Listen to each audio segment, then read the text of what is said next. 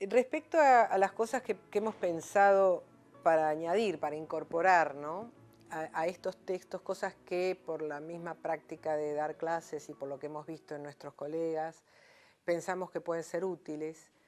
Me parece que la más llamativa es lo que hemos llamado links.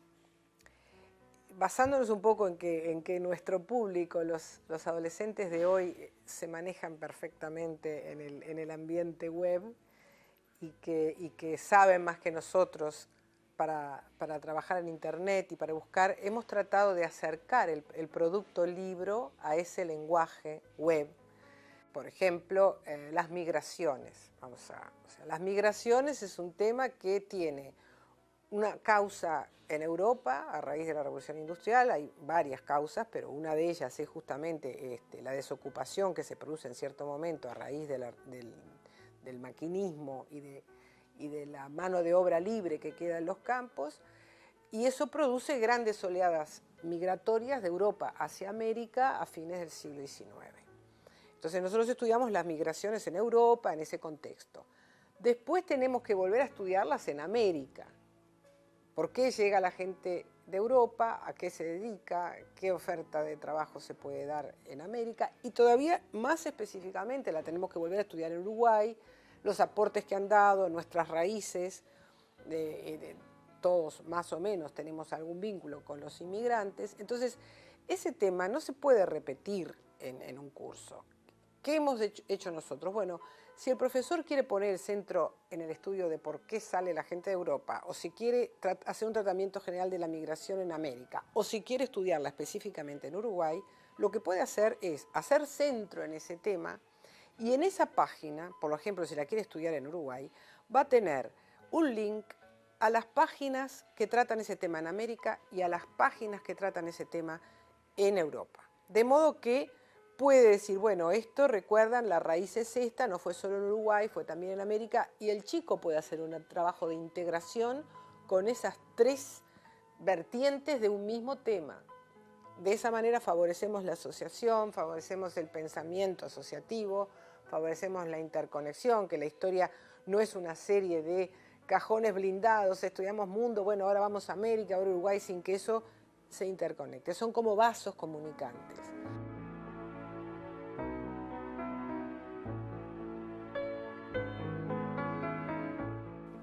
Otra de las novedades es que las imágenes, muchos textos y las actividades, los trabajando con, van a estar colgados en la página de Santillana en la web, de modo que los chicos van a poder trabajar en el libro o en la web. En algunos casos la web repite lo que plantea el libro, pero en otros casos da más información o plantea más documentos, buscando frente a la anunciada muerte del libro, ¿no?, que libro y web se amiguen y puedan ser de alguna manera dos lenguajes que el chico maneje con la misma solvencia y paradójicamente a través de esas ofertas de la web creemos que vamos a hacer más fácil el uso del libro y más amigable también y más atractivo el libro para el niño.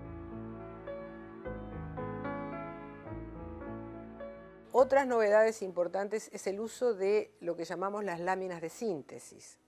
Las láminas de síntesis son justamente, son dibujos creados por el Sebastián Santana, que es un dibujante magnífico, donde tratamos de poner una escena o una situación que en sí misma tiene todos los contenidos del tema fundamental de la unidad. También funcionaría como para trabajar en la clase o en cualquier lado, en grupo, individualmente, colectivamente, como una especie de ventanitas que se pueden abrir. Por ejemplo, la imagen del señorío tiene su castillo, tiene sus campos, tiene los lugares, las herrerías, pero no son imágenes decorativas, son imágenes que cada una de ellas permiten explicar algo. Por ejemplo, los campos permiten explicar los distintos modos de propiedad, los campesinos libres, los siervos, lo que se dejaba en barbecho, lo que no. El castillo permite explicar las actividades del señor cuando va a la guerra, cuando va a la caza. Las aldeas, qué es lo que se hacía, qué es lo que se producía en la aldea.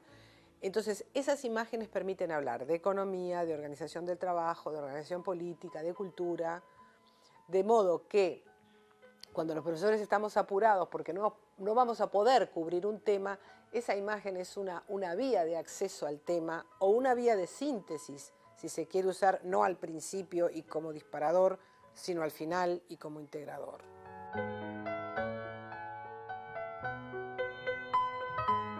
¿Cómo hacemos para ayudar al muchacho a estudiar para las pruebas o para los escritos? Ahí tenemos las actividades de integración, que justamente lo que buscan es que todos esos conocimientos que se dieron a lo largo de las clases puedan ser introyectados, elaborados, para consolidar de alguna manera los conceptos y las informaciones más importantes. Entonces allí tenemos desde los estudios de caso hasta juegos con los que, marcando distintos conceptos, tratamos de proponer al alumno que haga él su propia integración del tema, comparación de imágenes. A veces las imágenes las usamos, por ejemplo, como a fin de la Edad Media, el burgo en su esplendor del siglo XII, y para ver la decadencia del siglo XIV y los problemas del siglo XIV, ponemos la misma escena del burgo durante la peste, de modo que el chico puede ver el mismo escenario, digamos, edilicio del burgo, pero las situaciones y los personajes están viviendo cosas distintas. ¿Qué pasa si nosotros ponemos esas dos imágenes y en lugar de basarnos en un texto decimos, bueno, a partir de estas dos imágenes, decimos qué fue lo que cambió entre el siglo XII o XIII y el siglo XIV? Entonces, la actividad de integración busca justamente ayudar a lo que es fundamental en el aprendizaje, que es que la persona se pueda apropiar del conocimiento y poderlo expresar. Por último, en las páginas finales de cada libro hay guías de trabajo para los alumnos, que bueno, generalmente esto sí está presente en otros libros, pero que quizá la ventaja de estos es que no están al final del libro como un anexo, a ver cómo se trabaja con un mapa, cómo se trabaja con un documento, cómo podemos trabajar una película o un video, sino que de alguna manera remata un trabajo que viene desde la primera página, porque no es una tarea separada que hace el alumno por su lado en su casa, sino que cuando ya se plantea un trabajo con un mapa, con un documento, inmediatamente se lo remite a esa página. Bueno, te pedimos que trabajes con este mapa o con este documento. Bueno, anda a la página tal que te ayudamos al planteo de un trabajo con un documento o con un mapa. Si hubiera una palabra para definir nuestra intención en estos libros, es dinámica.